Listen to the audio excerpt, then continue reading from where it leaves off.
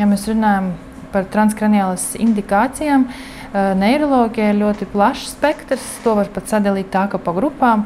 Pirmā grupa būtu sāpes, migrēna ar auru, ļoti labi rezultāti.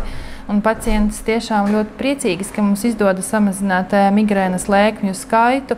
Piemēram, vienai pacientei, atceros, bija 12 lēkmes mēnesī. Un mēs esam samazinājuši līdz 4, 5. Tā kā tas, bet arī mēdz būt mēneši, kad migrēna vispār nav. Tā kā tas, manuprāt, ir ļoti labi. Nāk pie mums grūtnieces, kas nevar lietot visas zāles, zāļu grupas, tad mēs arī pacientiem pielietojam transkraniālu magnētisko stimulāciju ar ļoti labiem rezultātiem. Tas nav kaitīgs bērnam, to var pielietot, tā ka tā ir neinvazīva, un magnētiskais lauks ir tikai tajā vietā, kur tiek pielietota zonde.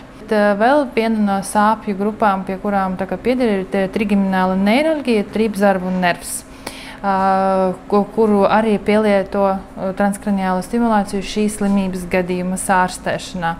Arī ļoti labi rezultāti, kad pacienti saka, ka tiešām nav sāpes un nav dzīves diskomforts visu laiku, tīpaši mūsu vējainos augstos laikos.